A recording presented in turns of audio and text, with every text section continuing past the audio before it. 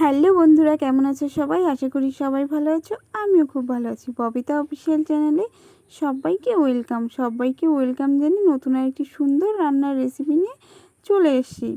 Sorry বন্ধুরা, আমি প্রথমেই বলে দিই, আমি রেগুলার ভিডিও দিতে পারছি না। আমার কিছু প্রবলেমের কারণে আমি ভিডিওটা দিতে পারছি না।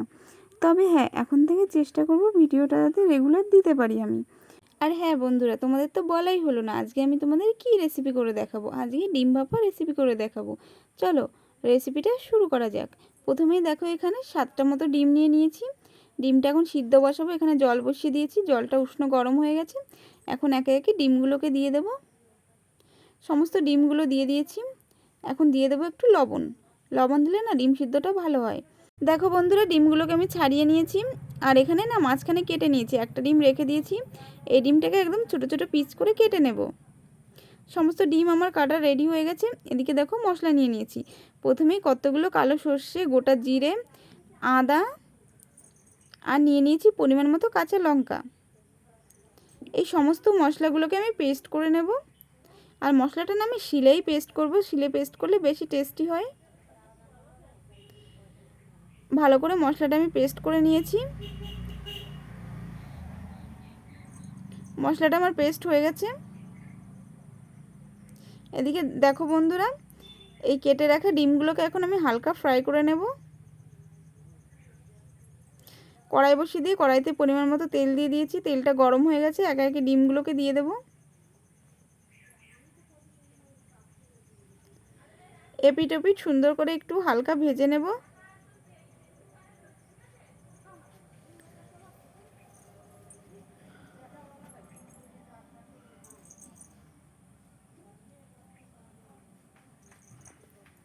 দেখো বন্ধুরা, ডিমটা আমার ফ্রাই হয়ে গেছে।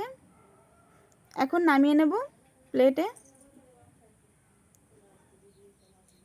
দেখো বন্ধুরা, ডিমগুলো নামিয়ে নিয়েছি। ওই কড়াইতে এখন ছোট ছোট করে পিচ করে রাখা ডিমটাকেও ভেজে নেব। ওই ডিমটাও ভাজা হয়ে গেছে, এখন নামিয়ে নেব। সমস্ত ডিমগুলো আমার ভাজা কমপ্লিট। এখন দেখো, এখানে পেস্ট করা মশলা নিয়ে নিয়েছি, ভেজে রাখা ডিম, আর এখানে নিয়ে নিয়েছি একটা টিফিন বক্স। ওর ভিতর পেস্ট করা মশলা, পরিমাণ মতো হলুদ, লবণ আর বেশ খানিকটা সরিষার তেল দিয়ে দেব। দিয়ে হাত দিয়ে ভালো করে মেখে নেব। মশলাটা দেখো বন্ধুরা আমার একদম রেডি হয়ে গেছে। এখন হালকা একটু জল দিয়ে দেব। এখন মশলাটা তো রেডি হয়ে গেছে। এখন ভেজে রাখা ডিমগুলোকে একে একে দিয়ে দেব। ভালো করে একটু হাত দিয়ে নেড়ে চেড়ে নেব। আর সেই ছোটো ছোটো করে পিস করে রাখা ডিমটাকেও দিয়ে দেব। দেখো বন্ধুরা, ডিম ভাপা করার জন্য আমার একদম রেডি হয়ে গেছে। দিয়ে দেবো 4টে কাঁচা লঙ্কা। দেখো বন্ধুরা, আরও দিয়ে দেবো কিছুটা পরিমাণ সরিষার তেল। এটা আমার একদম রেডি হয়ে গেছে। এখন আমি ঢাকনা দিয়ে ঢেকে দেবো টিফিন বক্সের মুখটা। আর এদিকে দেখো বন্ধুরা, আমি আগেই জল বসিয়ে দিয়েছি। জলটা উষ্ণ গরমও হয়ে গেছে। ওর ভিতর টিফিন বক্সটা দিয়ে দেবো। প্রায় 40 মিনিট মতো জাল করে নিয়েছি। এখন দেখো বন্ধুরা, ডিম ভাপা আমার একদম রেডি হয়ে গেছে। খেতে না দারুণ টেস্টি হয়েছে বন্ধুরা। কালারটা দেখেছো কত সুন্দর হয়েছে। তোমরা একবার হলেও এই ডিম ভাপাটা বাড়ি ট্রাই করতে পারো। সত্যি খেতে খুবই টেস্টি হয়েছে।